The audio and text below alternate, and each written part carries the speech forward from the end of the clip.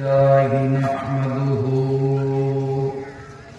ونستعينه ونستغفره ونؤمن به ونتوكل عليه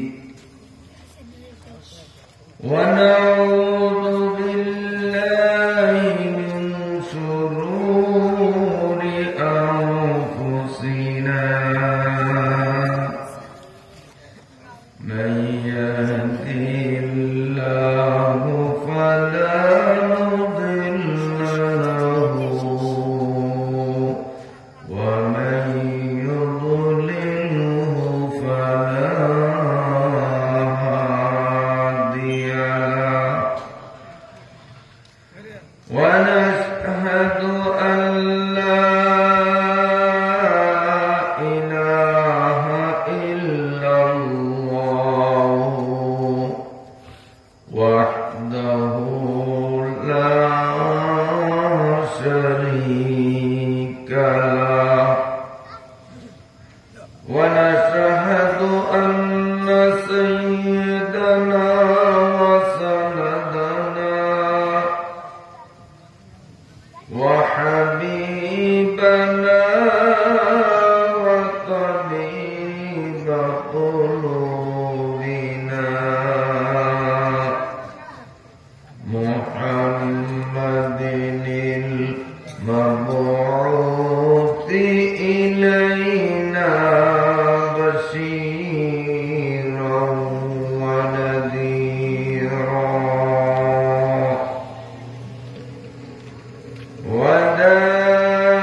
وداعيا إلى الله بإذنه وسراجا منيرا صلى الله تعالى عليه وعلى آله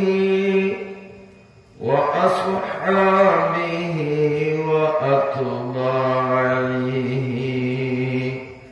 وسلم تسليما كثيرا كثيرا اللهم صل على محمد وعلى آل محمد كما صليت على إبراهيم وعلى آل إبراهيم إنك حميد مجيد اللهم بارك على محمد وعلى آل محمد كما باركت على إبراهيم وعلى آل إبراهيم إنك حميد مجيد أما بعد فأعوذ بالله من الشيطان الرجيم بسم الله الرحمن الرحيم أرأيت الذي يكذب بالدين فذلك الذي يدع اليتيم ولا يحض على طعام المسكين فويل للمصلين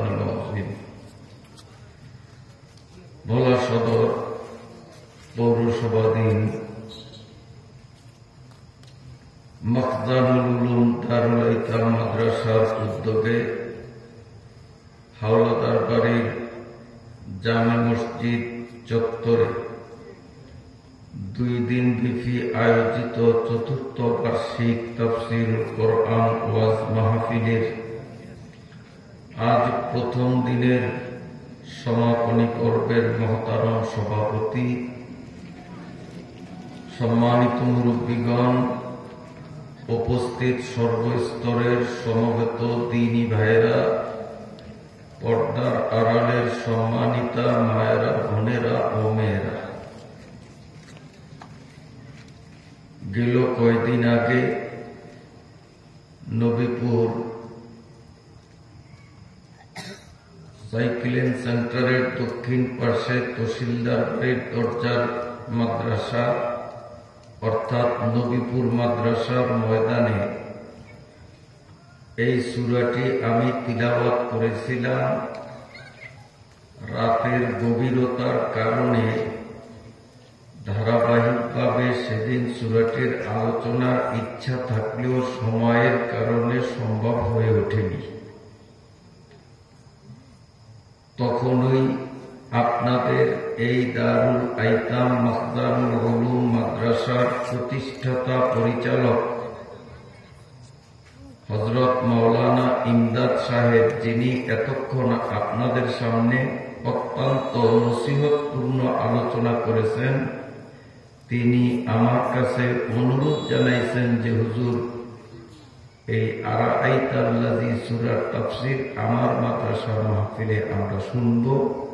তাই মুহতামিম সাহেবের অনুরোধ রক্ষার্থে আমি এই সূরাটি আপনাদের সামনে তিলাওয়াত করলাম। আল্লাহ তাআলা যদি তৌফিক দান করেন, অল্প সময়ের মধ্যে এই সূরার আলোকে কিছু দরকারি কথা বলার চেষ্টা করব। আল্লাহ আমাদেরকে তৌফিক দান করেন। আল্লাহ আমাদেরকে এই মাহফিলকে হিদায়াতের উসিলা হিসাবে মঞ্জুর করেন। আমিন। সম্মানিত হাজিরিন,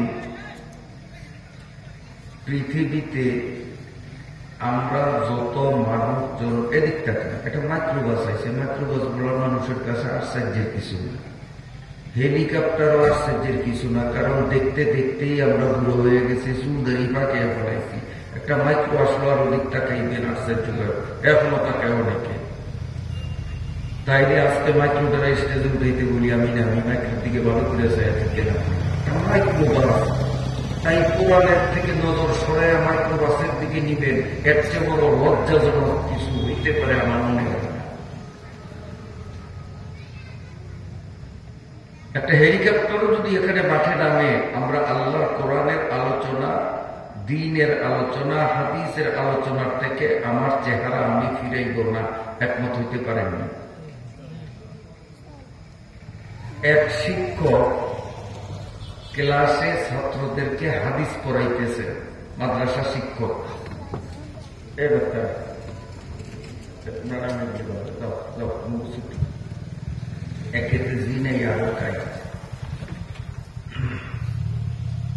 তো বলতেছিলাম, মাদ্রাসার একজন শিক্ষক ছাত্রদেরকে নবীজির হাদিস পড়াইতেছে। যেমন নবীপুর মাদ্রাসায় আমারও সাবজেক্ট হইল হাদিস, আমিও সেখানে হাদিস পড়ি। তো ক্লাসের মধ্যে হুজুর হাদিস পড়াইতেছেন, ওনার চোখ থেকে টপ টপ করে পানি পড়তেছে, কিন্তু সেই দিনকার সবকে এমন কোনো কথা ছিল না যেই কথাগুলি শুনলে বা বললে চোখে পানি আসবে, কান্না আসবে, এমন কোনো কথাও ছিল না। তারপরেও হুজুরের চোখের থেকে পানি পড়তেছে, চেহারার রংটা কেমন যেন বিবর্ণ হয়ে গেছে, কিন্তু হুজুর অনায়াসে সবক পড়াইয়া দিতেছে। সবক যখন পড়ানো শেষ হলো, শেষ হওয়ার পরে হুজুর চিৎকার দিয়ে ছাত্রদেরকে বললেন, বাবারা, আমার হাতার ভিতর দিয়ে একটা বিচ্ছু ঢুকছে, আমারে কতটা কামড় দিছে হিসাব কিতাব নাই, সারা শরীর বিষে ভার হয়ে গেছে, আমি মরিয়া গেলাম, তাড়াতাড়ি আমারে বাঁচা। পোলাপাইনে জামা খুলিয়া ভিতরের থেকে বিষাক্ত বিচ্ছুটারে বের করছে। ডাক্তার আনছে, তখন জিজ্ঞাসা করলো যে হুজুর বিচ্ছুটা যখন ঢুকছে হয়তো টের পান নাই, কামড় একটা দিছে আর তো টের পাইছেন, তো সাথে সাথে ওটাকে ফালিয়ে দিতেন, আমাদেরকে বলতেন। হুজুর বলেন, দেখো আমার সামনে নবীজির হাদিস, তোমাদের সামনে আমি হাদিস আলোচনা করি, এই অবস্থায় এই বিচ্ছু আমাকে কামড় দিতেছে, আমি যদি আমার নজর হাদিসের থেকে সরাইয়া বিচ্ছুর দিকে নেই, কিয়ামতের মাঠে আমার নবী যদি জিজ্ঞাসা করে যে আমার হাদিসের থেকেও কি বিচ্ছুটা তোমার কাছে আশ্চর্যজনক ছিল, যে আমার হাদিসের থেকে নজর ফিরাইয়া বিচ্ছুর দিকে নজর নিলা। বিচ্ছু মানে সাপের মতো বিষাক্ত প্রাণী, সাপে কামড় দিলে যেমন বিষে ধরে, বিচ্ছুতে কামড় দিলেও বিষে ধরে। আমি নবীজির সামনে কি জবাব দেব? আমি আখিরাতের ভয়ে আমি সিদ্ধান্ত নিলাম বিচ্ছু কামড়াইতে কামড়াইতে আমার যদি মারিয়াও পালায় আমি মরিয়া যাব, তবুও আমার রূহ থাকা পর্যন্ত আমি নবীজির হাদিস থেকে চেহারা ফিরাইব না। আর আমাদের অবস্থা যে একটা মাইক্রোবাস আসলো, যে মাইক্রোবাস জন্মের আগের থেকেই আমরা দেখতেছি। বলে জন্মের আগে কেমনে দেখি? কারণ মা আমারে পেটে নিয়ে ভোলা টাউনে অকারণে রাস্তায় রাস্তায় পড়ছে, বাজার সদায় কিচ্ছু করে না, কারণ চোখে দেখা। আমি তো বললাম মানুষ, আর শহরেই তো বেশি টাইম কাটাই। বহু মহিলা দেখি বেনিটিক ব্যাগ একটা কান্দে, এটারে আমি নাম তুলছি হুডানি ব্যাগ, আসলে বেনিটি ব্যাগ না, হুডানি ব্যাগ। এই গরতে ওই গরু যাইব, তারপর একটা কান্দাই গেল, হুডানি ব্যাগ না, এটা কি আছে এটার মধ্যে? এই হুডানি ব্যাগ একটা কান্দে লইয়া কে জাহান মার্কেট, খলিফাবর্তী মার্কেট, নতুন বাজার, তারপরে বাংলা স্কুল, মোট টোটো কোম্পানির ম্যানেজারি করিয়া সারা বাজার ঘুরে, আর দোকানে বিভিন্ন মাল নামে খালি দেখে আর মুলামুলি করে এমন কায়দায় যাতে দোকানদার না বেছে। মনে করেন 100 টাকার জিনিস যদি সে 15 টাকা মূল্যায়িত, দোকানদার বেচবে। ওর তো কিনার উদ্দেশ্য না, ওর উদ্দেশ্য হলো গালে লিপস্টিক লাগাইছে, এইটা একটু বলার মানুষের দেখাইতে হবে যে আমি লিপস্টিক কেমনে লাগাইতে পারি। ওর লিপস্টিক দেখানোর জন্য বলা গেছে, আসলে মাল কিনতে বলা যায় না। এরকম মহিলা সমাজে আছে না নাই? এদের সংখ্যাই বেশি। এগো স্বামীরা কি মরছে? এরা এগো স্বামীরা বলার থেকে বাজার আনতে পারে না। বাদ ছিল তরকারি বাজার, মাছ বাজার, তাও তরকারি বাজার মাছ বাজারে গেল মহিলাদের ধাক্কা আমরা খাইতে বাধ্য হই। কি ও সত্য কই না মিথ্যা কই? মাছ বাজারও পর্যন্ত মহিলাদের জন্য হাঁটতে পারি না। লজ্জার ব্যাপার, লজ্জার ব্যাপার, লজ্জার ব্যাপার। ওই সমস্ত মহিলাদের চিন্তা করা উচিত, তার নারীত্বের বিষয় নিয়ে তাকে একটু গবেষণা করা উচিত। আক্কেল আর জ্ঞান, বুদ্ধি, শরম, লজ্জা, মানবতা যদি থাকে তো কচু গাছের সাথে গলায় দড়ি দিয়া মর।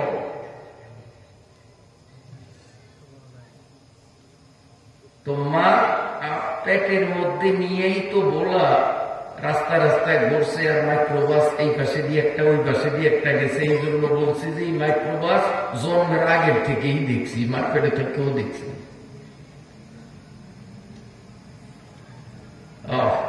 আর সেই একটা মাইক্রোবাস আসলো, আর আমি এইখানে কোরআনের কথা বলতেছি, অনেকেই দেখলাম এদিক থেকে নজরটা ঘুরে মাইক্রোবাসের দিকে দিছে। আশ্চর্য ব্যাপার, দুঃখজনক ব্যাপার। আল্লাহ তাআলা আমাদেরকে বুঝদান করেন। মানুষ কম না বেশি সেটা দেখার কথা নয়। লক্ষ লক্ষ মানুষ যদি মাহফিলে হয়, আর সেখানে যদি একজনেরও কপালে হেদায়েত নসিব না হয়, ওই মাহফিলের কোনো দাম নাই। মাহফিলের বক্তা একজন, শ্রোতাও একজন। ইখলাসের ভিত্তিতে কথা বলছে, ইখলাসের সাথে কথা শুনছে, হেদায়েত নসিব হইছে। এই মাহফিল আল্লাহ পাকের কাছে সার্থক মাহফিল। এই মাহফিল মকবুল মাহফিল। আল্লাহ তাআলা আমাদের আজকের মাহফিলকে মকবুল মাহফিল হিসাবে কবুল ফরমান। সবাই বলি আমিন।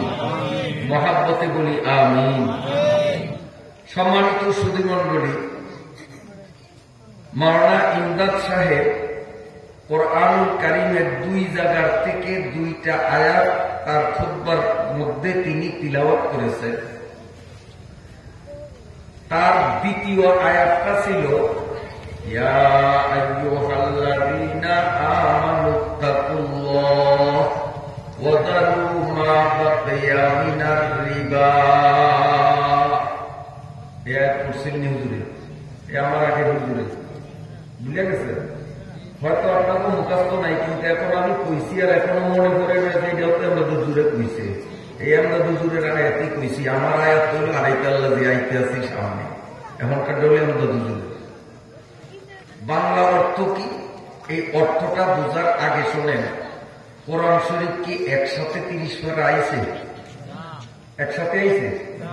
একটু একটু করে, কখনো 1 সূরা, কখনো 1 সূরার অংশ বিশেষ, কখনো 1 আয়াত, কখনো 1 আয়াতের বিশেষ কোন অংশ একটু একটু একটু একটু করে আসছে। এখন না কোরআন শরীফ 30 পারা কমপ্লিট, কিন্তু একসাথে তো আসে না। এমন একটা সময় ছিল যখন নামাজ সম্বন্ধে কোরআনে কোনো কথাই আসে না, তখন শুধু লা ইলাহা ইল্লাল্লাহ মুহাম্মাদুর রাসূলুল্লাহ এটুকু ইসলাম ছিল, নামাজ লাগতো না, কারণ নামাজের হুকুম আসে না। এরপরে যখন নামাজের হুকুম আসছে, এখন যোগ হয়েছে যে লা ইলাহা ইল্লাল্লাহ পড়লেই হবে না মুসলমান, সেই সাথে লাগবে কি? কয় না নামাজ।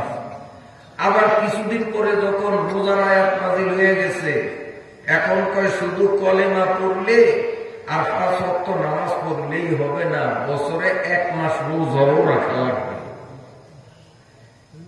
এক সময় মদ সম্বন্ধে কোরআনে কোনো কথা ছিল না, তাই কাফেরেরাও মদ খাইতো, মুসলমানরাও মদ খাইতো, কারণ কোরআনে এটা খাওয়া না খাওয়া সম্বন্ধে কিছু কয় না। তো আগের থেকেই মদ দেশের মধ্যে খাওয়ার প্রচলন ছিল, সবাই খায়। বহুত সাহাবী আছে যারা মদের ব্যবসাও করতেন, মদের আড়ত ছিল, শত শত মন মদ আড়তের মধ্যে বেচা কিনা চলে, কারণ তখন এটা নিষেধ ছিল না।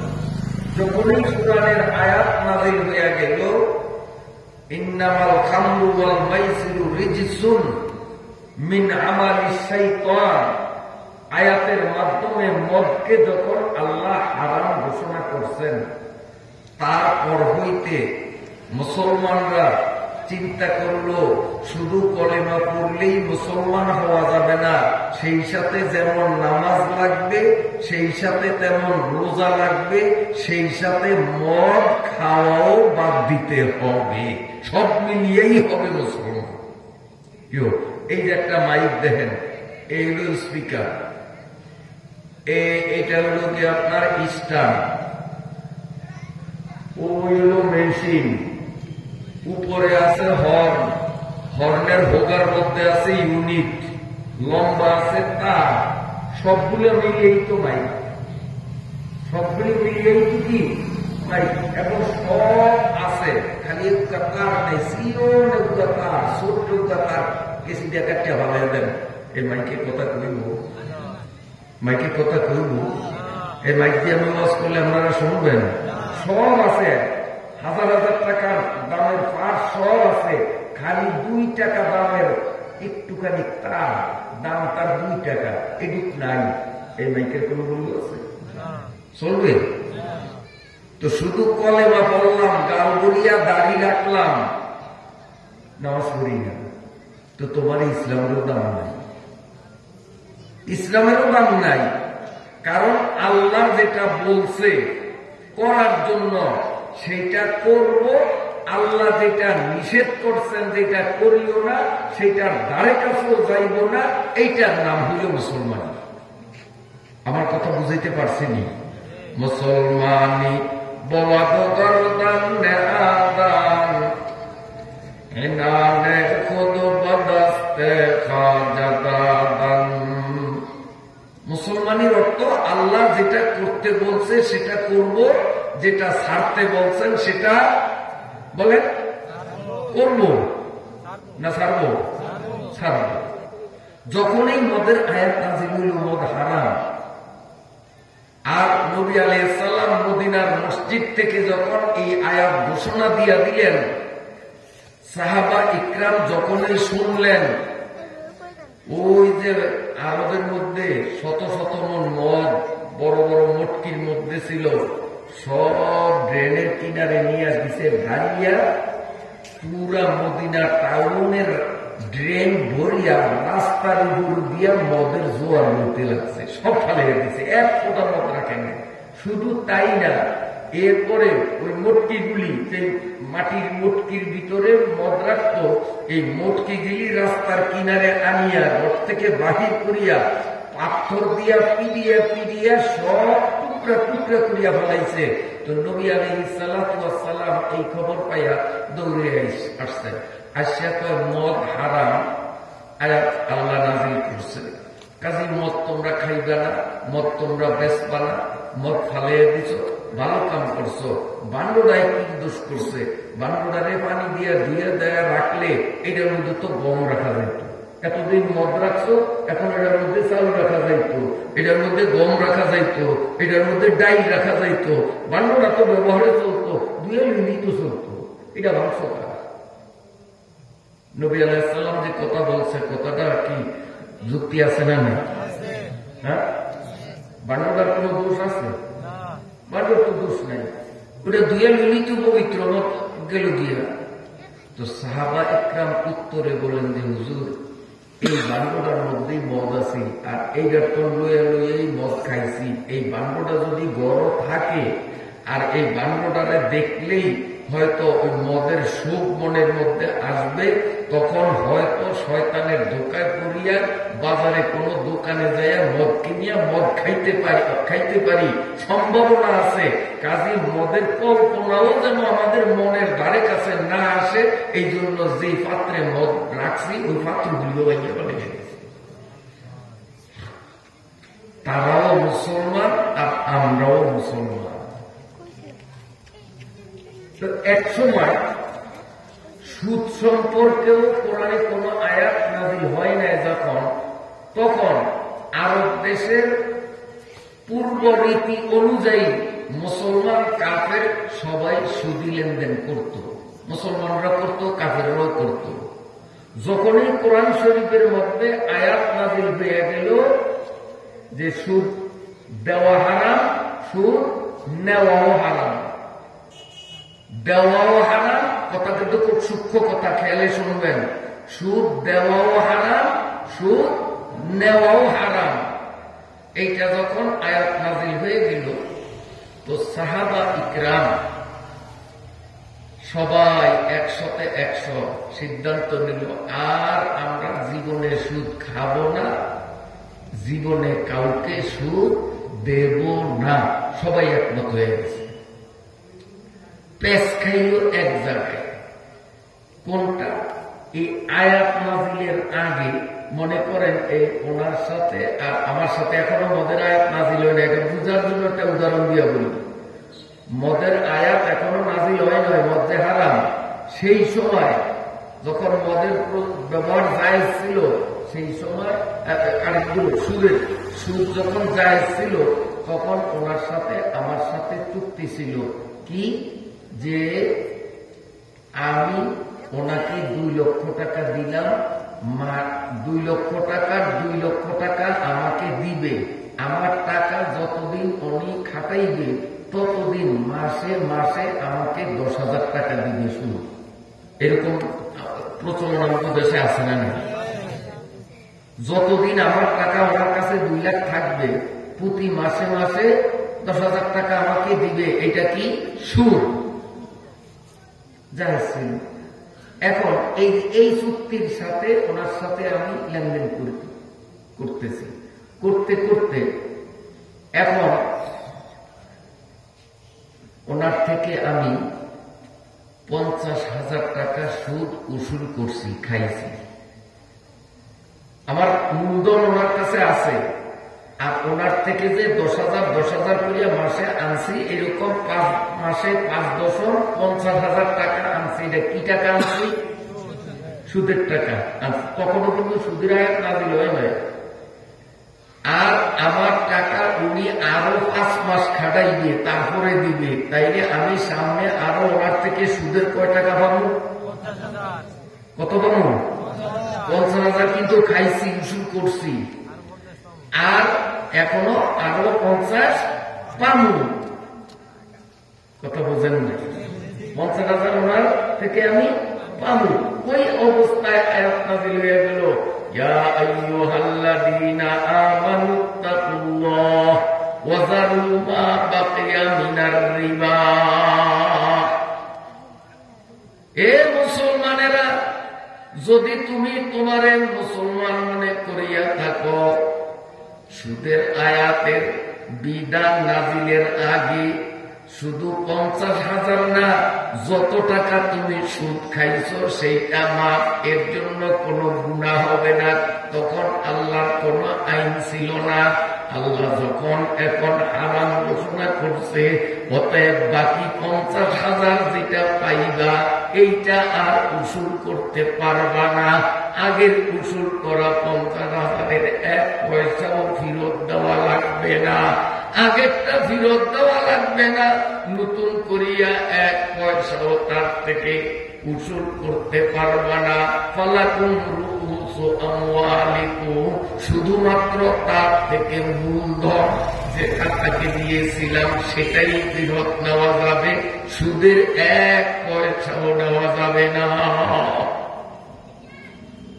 ফাইন লাম তাফআলু ফাযরু বিহারবিন মিনাল্লাহ।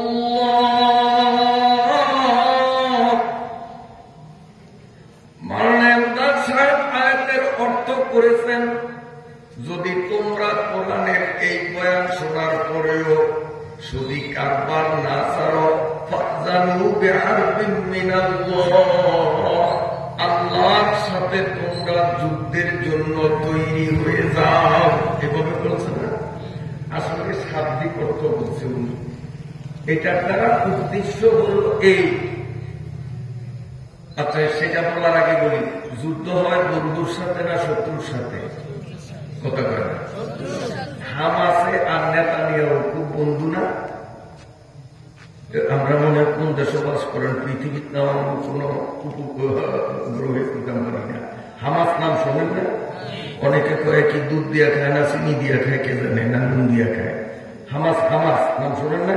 হিজবুল্লাহ হুতি নাম শোনেন না? নেতানিয়াহু নাম শোনেন না? নেতানিয়াহু আর হামাস এরা বন্ধু? হ্যাঁ, শত্রু। বন্ধুর সাথে বন্ধুর যুদ্ধ হয় না, যুদ্ধ হয় কার সাথে? শত্রুর সাথে।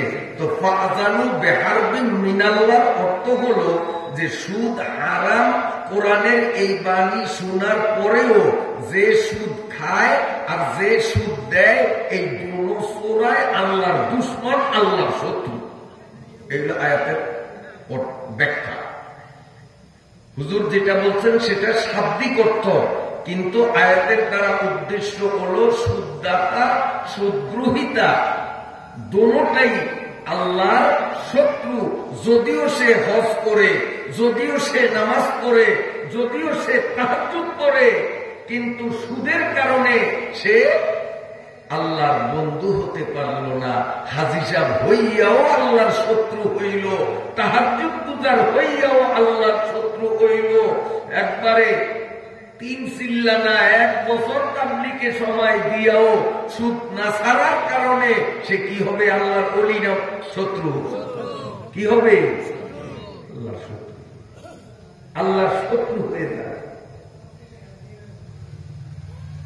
কিতাবের মধ্যে আছে, আল্লাহ তাআলা এই কথাগুলো আমি এই জন্য বলছি, এমদাদ সাহেব হুজুর মঞ্চে যখন আসে তখন আমাকে বলছে যে হুজুর সুদ বিষয়ক 2টা আয়াত, উনি আয়াত আমারে শোনায় না, এটা 2টা আয়াত আমার মনে পড়ছে, আমি এই 2টা আয়াত পড়িয়া হয়তো 2-4 কথা কমু বাইঙ্গা চুরিয়া বুঝাইতাম পারবো না, সেই সময় পাবো না। তবে আপনি আড়াইতাল্লাদি সূরার আগে আমার ভাঙ্গারি ওয়াজদারে একটু আপনি ক্লিয়ার করিয়েন। এই হুজুরের অনুরোধ রক্ষার জন্য আমি হুজুরের ওয়াজদারে একটু ক্লিয়ার করতেছি। আপনারা বেতন মনে করতে পারি না, করতাম না, বাদ দিতে পারি। এমদাদ সাহেবটা বাদ থাক, ওরে ওরে এমদাদ সাহেব ওয়াজ না, কইছে এমদাদ সাহেব, আসলে কথা বলা কথা কার? যদিও এমদাদ হুজুরে কইছে, আর এখন রবিপুরি হুজুরে কয়, কিন্তু কথা কার? আল্লাহ।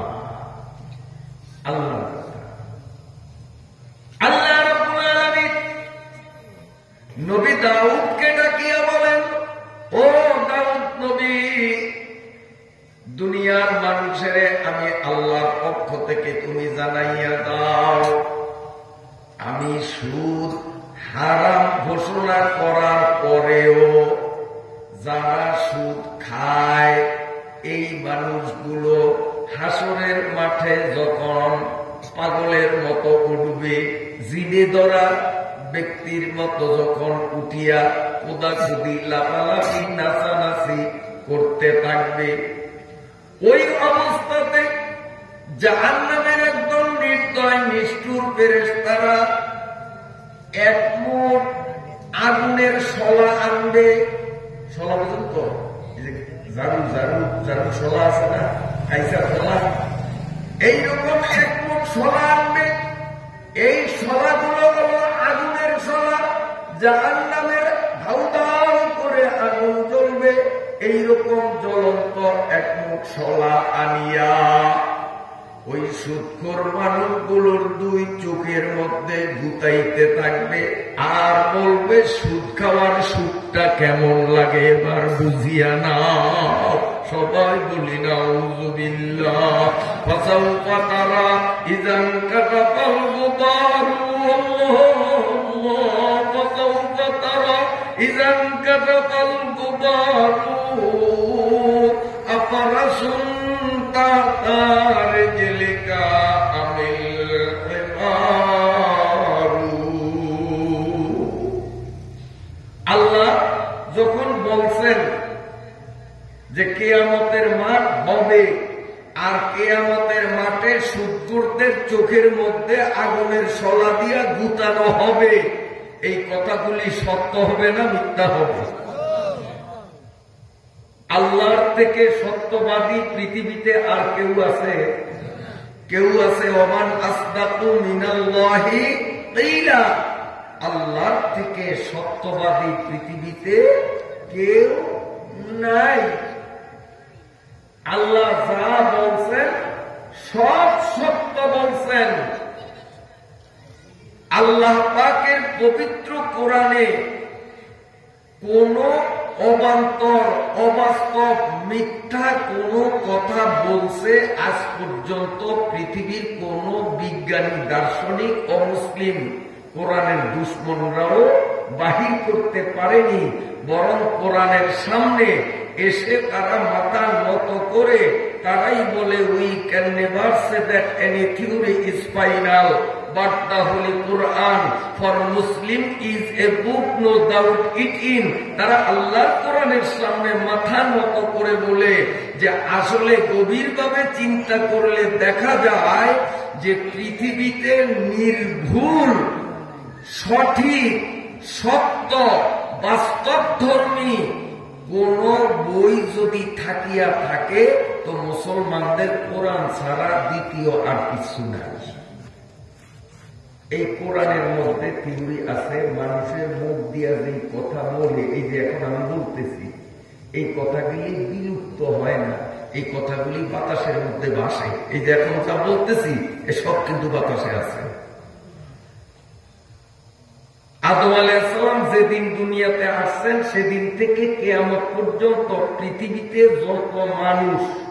যত মানুষ এই পৃথিবীতে আসছে আর মুখ দিয়ে যত কথা বলছে, আল্লাহ পাকের কোরআন প্রমাণ করে সব কথাগুলি বাতাসের ভিতরে আছে, ঘুরতে আছে, ভাসতে আছে, একটা কথাও বিলুপ্ত হয় নাই। কোরআনের এই আয়াত পাইয়া বিজ্ঞানীরা চিন্তা করল, তাই যে মানুষের কথা যখন মুখ দিয়া বাহির হয়েই বিলুপ্ত হয় না, এটা বাতাসের মধ্যে ভাসে, তাইলে এক জায়গার কথা আরেক জায়গায় পৌঁছানোর জন্য কি করা যায়, এই মাথা খাটাইয়া সর্বপ্রথম তারা আবিষ্কার করছে রেডিও, এরপরে আরেকটু উন্নত করিয়া বানাইছে সাদা কালো টিভি, তারপরে আরেকটু উন্নত করিয়া বানাইছে কালার টিভি, তারপরে আরো উন্নত করিয়া বর্তমানে বানাইছে মোবাইল। এই মোবাইলের মধ্যে আবার টাচ মোবাইল যেটা, এইটা হলো এখন বর্তমানে লাস্ট পর্যায়ে। এরপরে কি আসে জানি না, কথা আইয়া না দাঁড়াই। আমেরিকার বইয়া কথা কয় আর আলাদা বাড়িতে বইয়া কয়, হ্যাঁ কেমন আছো, আমরা তো ভাত খাইছি, তুই খাইছ নি, আমরা খাইতাম বইছি। অথচ একজন আমেরিকা, আরেকজন হইল নবীর, কি তো কথা কোন দিয়ে গিয়ে। তা আল্লাহর কোরআনে যে কইছে কথা বাতাসে ভাসে, আজকের বিজ্ঞান এটা প্রমাণ করছে সত্য না মিথ্যা, সত্য না মিথ্যা। আল্লাহর কোরআনে কোনো মিথ্যা নাই। তো এই সত্য তারপরে আল্লাহর কোরআনে আরো আল্লাহ বলছেন ওয়া আখরাজাতিল আরদু আসকালাহা, কোরআন শরীফের আয়াত, যে এই পৃথিবীর মাটির ভিতরে আমি অনেক সম্পদ লুকাইয়া রাখছি, ধীরে ধীরে ধীরে ধীরে এই জিনিসগুলি মাটির থেকে উপরে উঠানো হবে। ও আখরাজাতিল আরদু আসকালাহা, মাটির ভিতরে অনেক জিনিস আমি গোপন রাখছি, জমা রাখছি, এটি আস্তে আস্তে উপরে উঠানো হবে। এই কথাটা বলছে কে? কয় না। ও আখরাজাতিল আরদু আসকালাহা, এটা কোরআনের আয়াত 30 নম্বর পারা। আমরা এই ছোট্ট এলাকা বলা দ্বীপ, চাইরোপাশে প্রাণী, কিন্তু আমাদের এই দ্বীপ জেলা বলার মাটির তলে যে এত গ্যাস থাকবে, এটা আগের মানুষ স্বপ্নেও দেখে নাই। কেউ কিন্তু এখন গ্যাস ওঠে না, না ওঠে। যে বিজ্ঞানীরা গ্যাস উঠাইতে আছে, এই বিজ্ঞানীরাই আবার কয় যেভাবে গ্যাস ওঠে আমরা ওখানে মেশিন লাগাইলে আমগো মেশিনে কয় যে এই গ্যাসের তলে এই আলকাতরা আছে, এই আলকাতরার নিচে কয়লা আছে, কয়লা পর্যন্ত আমাকে মেশিনে দৌড়ে, এরপরে যে নমুনা দেখা যায় মনে হয় ওইটার তলে স্বর্ণ আছে। এই বড় বড় গোলা গোলা গোলা, এখন এটি বাইরেতেছে না, এই খনিজ সম্পদ বাইরে হয় না। আল্লাহ কয় মাটির নিচের জিনিস আস্তে আস্তে এমন একটা যুগ আসবে যখন মানুষ এগুলি উঠাইবে। এখন এই কথাটা সত্য প্রমাণ হয়েছে না মিথ্যা প্রমাণ হয়েছে? এই কথা কম। তাহলে এই কথাগুলি যখন সত্য প্রমাণ হয়েছে, সুদখোরের যে হাসরের মাঠে জ্বলন্ত শলা দিয়া চৌকের মধ্যে গুতাইবে, আর জিনে ধরা রুগীর মতো মাতাল অবস্থায় হাসরের মাঠে উঠানো হবে, তাকে কঠিন থেকে কঠিন সাজা দেওয়া হবে। সেই কথাগুলি মনে হয় মিথ্যা হইবে কোরআন? সেই কথাগুলি কি মিথ্যা হইবে না সত্য হইবে? কোরআন শরীফে বলা হয়েছে, এই হাদিস শরীফ, কোরআনের ব্যাখ্যা হাদিস, এই হাদিস শরীফের মধ্যে বলা হয়েছে যে মুসলমান যদি দোয়া করে তো দোয়া হলো মকবুল ইবাদত, ইবাদতের মগজ। ওই হুজুরে হাদিসও পড়ছিলেন আর দোয়াও মকবুল ইবাদত, আর দোয়াও হুয়াল ইবাদত। এই কথাটা পড়ছে না হাদিসে গুলা? মুসলমান দোয়া করলে এই দোয়া কখনো বিফলে যায় না। মুসলমানের দোয়া আল্লাহ পাকের কাছে 100-তে 100 কবুল হয়। মুসলমানের দোয়া কখনো বিফলে যায় না। একটা মজার কথা শোনেন, এরপরে আমি আমার আরেক ক্লাসিতে আসতেছি। গোপালগঞ্জের কথা। গোপালগঞ্জ এক বেটা 80টা বার্জার, বেটা ধনী না বলি কি হবে, বার্জার যার 80টা, তার আরো অন্যান্য গাছের বাগান, ফসলি জমি কত থাকতে পারে, খালি বার্জারই তার কয়টা? 80টা। তো ওই এলাকায় আছে একটা কাউমি মাদ্রাসা, আপনাকেও দারুল ইতাম মাদ্রাসার মতো।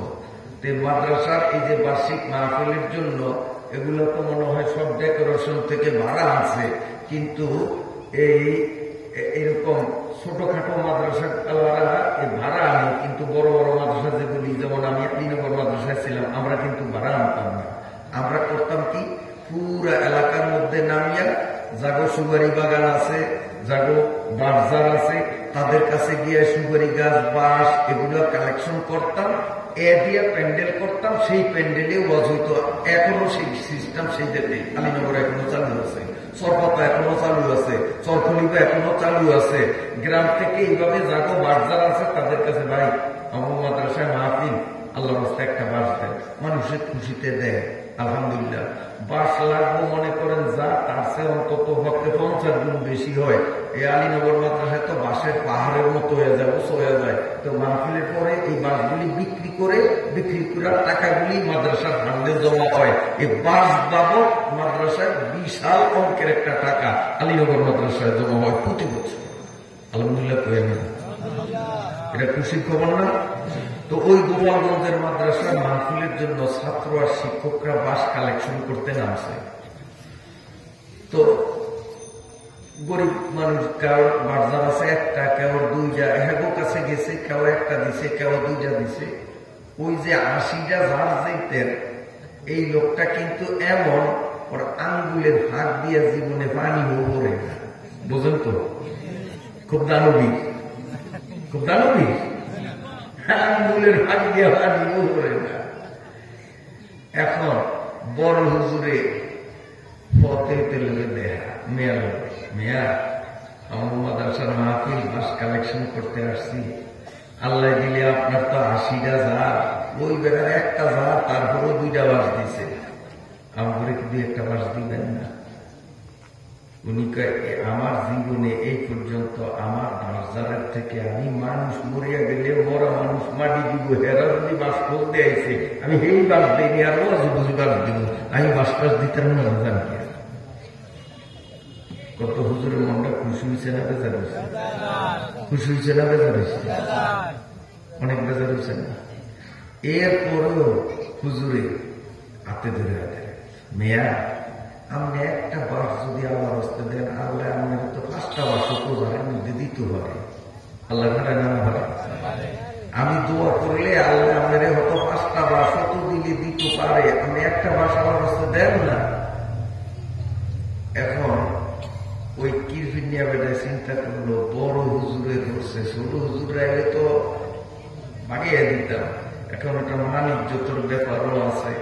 যা তো দিনও তো দিন কোনটার তো দিন, 80টা জারের মধ্যে একটা জার আছে লুনা ভরা জার, ওই জারের মধ্যে মাত্র 3টা বাস, ওটার মধ্যে বাস এই যে 3টা আছে, এটি নিয়ে কিন্তু ফুল ছাড়ে না। আমরা ফুল কোনটা ফুল, ওই যে সাল বাই করে ভবিষ্যৎ বংশ বাই করে, আমরা কি কর ফুল, ওই জারের মধ্যে বাস ওই 3টা, কিন্তু এই 3টা বাসে একবারও কিন্তু ফুল ছাড়ে না, খালি 3টা বাসি ছাড়ে গেছে। হয়তো দিব তো দিব, ওইটা তুমি দিবি, দিলে আল্লাহ কাজটা দেয় না না দেয় তাইলে প্রমাণ পাবো, কারণ হলো গঞ্জা নিতে হবে।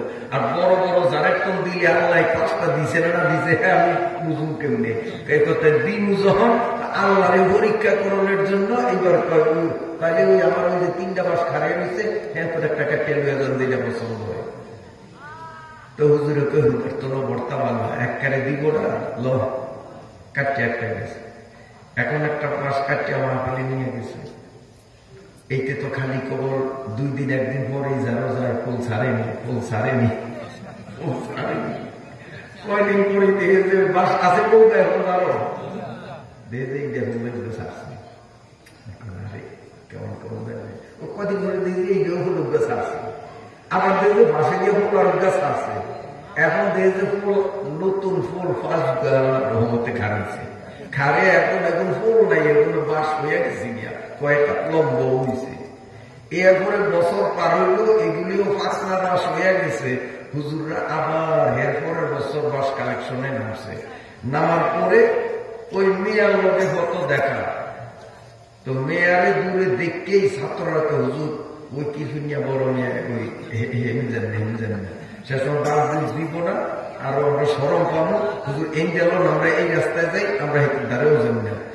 এই ফলাফাইনে যখন হুজুরের লইয়া ওই পাশের রাস্তা দিয়া অন্যদিকে যাইব, মেয়ায় কিন্তু দূরের থেকে দেখছে কিন্তু ও কথা শুনে নয়, মেয়ায় দিছে দৌড়, হুজুর হুজুর কথা শোনেন, হুজুর কথা শোনেন, তাড়াতাড়ি আসেন তাড়াতাড়ি আসেন। যাই এই ধরছে বাজা করিয়া ধরিয়ে কয়, হুজুর আপনি কইছেন একটা বাস আল্লাহ রাস্তায় দিলে আল্লাহ মেরে 5টা বাস দিলেও তো দিতে পারে।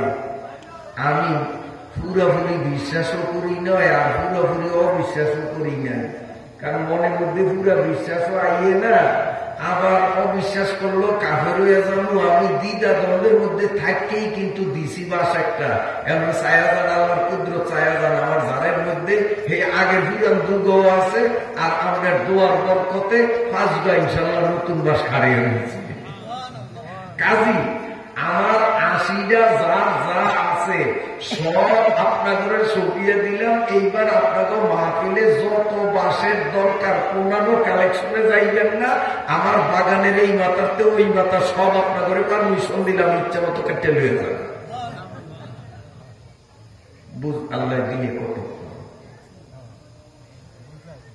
ওই যে হুজুরে দোয়া করছে একটা দেন আল্লাহ 5টা দিতে পারে, দোয়া লাগছে না না লাগছে? এই লাগছে না না লাগছে? তাহলে কোরআনের কথা হাদিসের কথা সত্য না মিথ্যা? তাইলে এইটা যদি বুঝছি, বাঁশের দেওয়া যখন সত্যই হইল, বাঁশ পাঁচটা যখন ফুল ছাড়ছেই, তো সুদকুরের চোখের মধ্যে যে সলা দিয়া গুতাইব এইটাও সত্য। হয়তো ওই বাঁশেরটা নগদে দেখছি আর ওইটা কয়দিন পরে দেখি, ঠিক না? হাসরের মাথা হইব কি হইব না? এই কথা কেন হইব কি হইব না? এই জন্য সুদ বড় মারাত্মক। আজকাল এই বেড়া ঘরে ঘরে ঘরে ঘরে, আল্লাহ তাআলা আমাদেরকে এর থেকে হেফাজত ফরমান। সবাই বলে না আমি।